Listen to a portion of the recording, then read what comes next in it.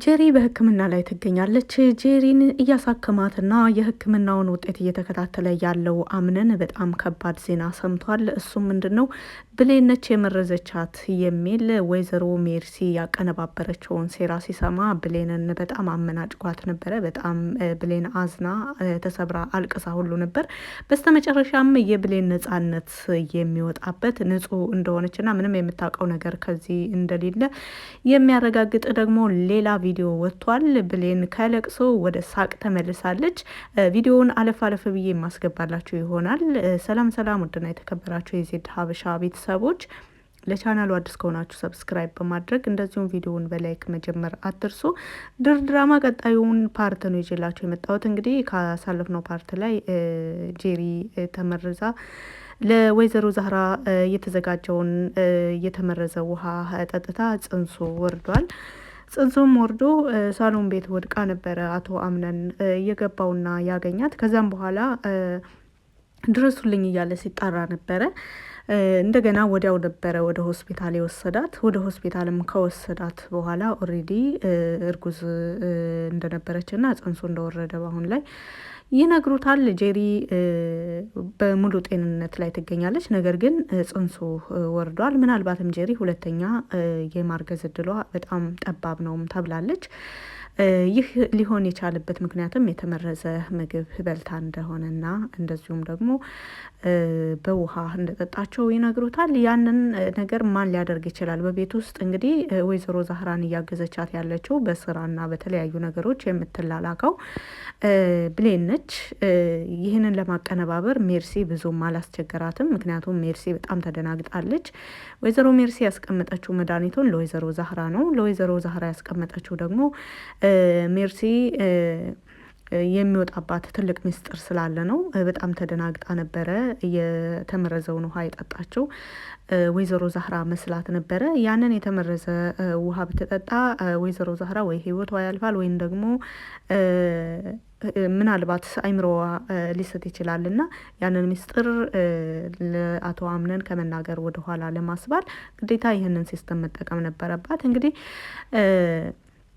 በኪትችን ብዙ ጊዜ በኪትችን አካባቢ የማትርቀው ወይዘሮ ዛህራ ስለሆነች ነበረ። ሜርሲ በወቅቱ ወደ ታች ወደ ኪትችን በማየት በጣም ደስተኛ ሁና ኪትችን ውስጥ ሰው እንደገባና እንደዚሁም ደግሞ የብርጭቆውን ድምጽ ስትሰማ በጣም ደስተኛ ሁና እያዳመጠችና እየሳቀች ነበረ። ከስተጀርባ በኩል መታብሌን ሜርሲ ብላ ስትጠራት በጣም ተደናግጣ ነበረ በወቅቱ እንትን ያለችውና ሁሉን ነገር እንደገና ወደ ራሷ ነበር ያዞረችው መረጃውን። እኔም ደንግጬ ነበረ። የሆነ ነገር እያዘጋጀች አግኝቻታለሁ፣ አይቻታለሁ። እንደዚሁም ውሃውን ስታዘጋጅ በጄ ከአይቻታለሁ በማለት ትናገራለች። እውነትም ውሃውን ያዘጋጀችው ብሌን ነበረች። ኪትችን ውስጥ ያስቀመጠችው ጄክና ብርጭቆውን አዘጋጅታ ውሃውን ያስቀመጠችው ብሌን ብትሆንም ነገር ግን በብርጭቆ ውስጥ ውሃ ጨምራ መድኃኒት የጨመረችው እንግዲህ ሜርሲ ነች። ይህም አጋጣሚ ለወይዘሮ ዛህራ የተዘጋጀ ወጥመድ ቢሆንም የአቶ አምነን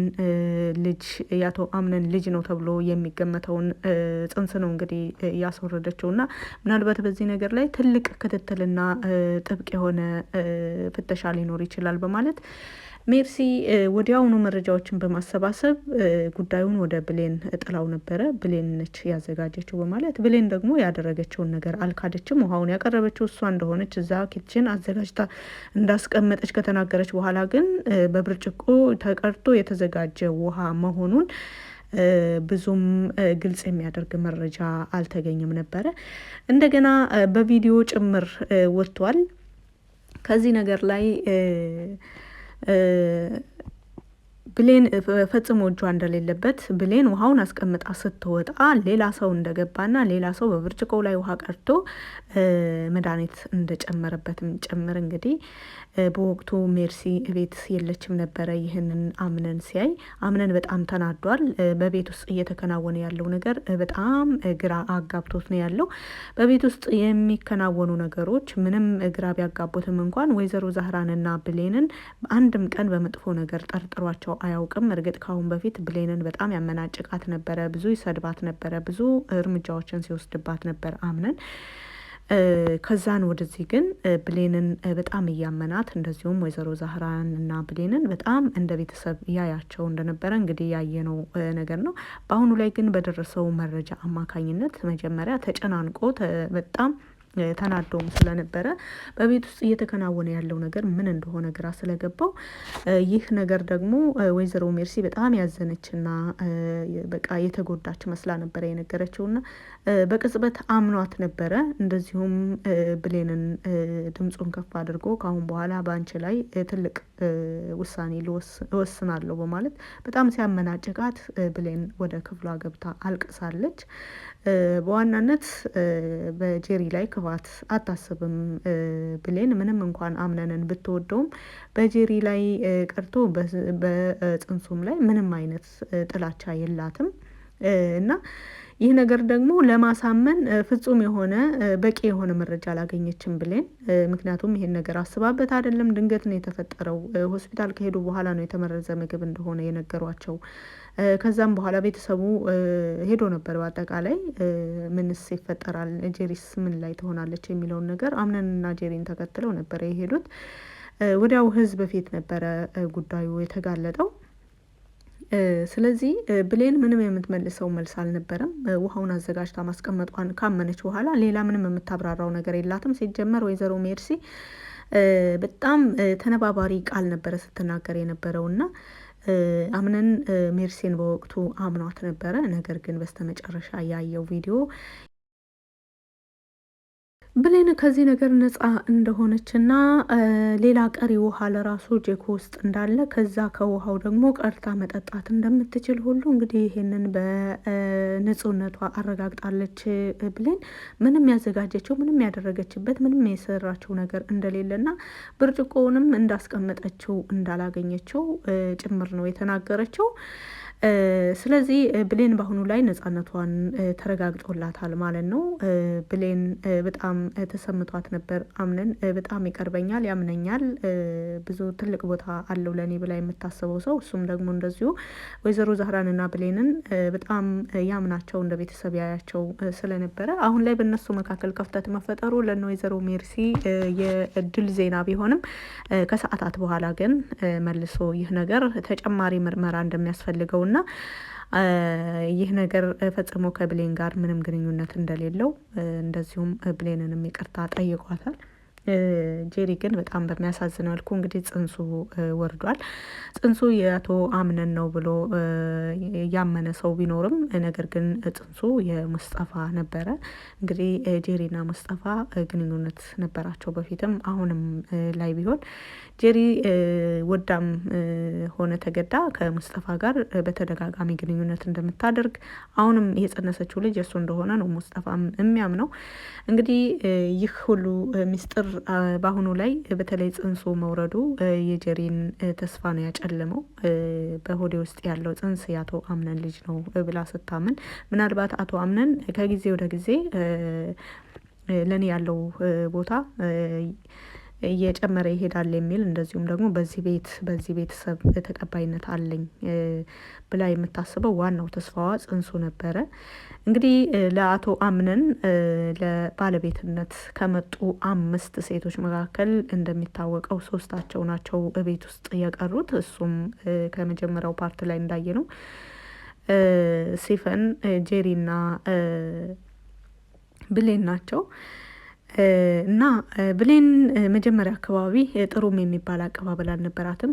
በአሁኑ ላይ ወደ መጨረሻ ግን አሁን ባሉት የቅርብ ፓርቶች ላይ ግን ብሌን ከማንም የማትወዳደር ለአቶ አምነን በጣም የቅርብና የልብ ጓደኛው እንደሆነች እሷንም ማግባት እንደሚፈልግ በተደጋጋሚ ግልጽ አድርጓል። እንደዚሁም ልጁ እስከሚወለድ እየጠበቁ እንደሆነም ነበር የተናገሩት። እንግዲህ ጽንሱ ወርዷል። ከጽንሱ መውረድ በስተጀርባ ግን ብዙ ቤተሰባዊ የሆኑ የሚወጡ ሚስጥር ያሉ ይመስላል። ምክንያቱም ይህ ነገር በቀላል የሚታው ነገር አይደለም። በሌላ መልኩ ህፃን ዳኑን አግተዋት የነበሩ ሰዎች ማንነት ታውቋል የሚል መረጃ ደርሶታል አቶ አምነን። እነዛ ሰዎች ድርጅቱ ውስጥ ትልቅ ቦታ እንዳላቸውና በድርጅቱ ውስጥ ያሉ ሰራተኞችም እንደሆኑ ተነግሮታል። እንግዲህ በድርጅቱ ውስጥ ካሁን በፊት የድርጅቱን ትልቅ ሚስጥር ለውጭ አካል እየተናገረ ያለ ሰው አለ፣ ሚስጥር እያቀበለ ያለ ሰው አለ፣ ከድርጅታችን ሚስጥር እያወጣ ያለ ሰው አለ። እንደዚሁም ደግሞ በዚህ ሚስጥር ዙሪያ ድርጅታችን ለትልቅ ኪሳራ ተጋልጧል በማለት ስብሰባ አድርገውም እንደዚሁም በድርጅቱ ውስጥ ያሉ ዋና ዋና ኃላፊዎችን አግኝቶ አምነን አናግሯቸው ነበረ። በዋናነት እንግዲህ ያናገራቸው ብዙ ሰዎች ቢኖሩም በተለይ አንዱ ላይ በጣም ትልቅ የሆነ ማስጠንቀቂያ ተሰጥቶት ነበረ። እሱ ያቀረበው ማረጋገጫ ዛሬ ትክክለኛውን ወንጀለኛ የሚያጋልጥ ነው። እንግዲህ ከዛሬ ወይም ከነገ ትልቅ ስብሰባ እንደገና ሊደረግ እንደሆነ አቶ አምነን በስልኩ አዟል። አስቸኳይ ስብሰባ እፈልጋለሁ በማለት ተናግሯል። ይህ ስብሰባ ትክክለኛውን ወንጀለኛ በሁላቸውም ፊት በቪዲዮ የሚያወጣ ነው።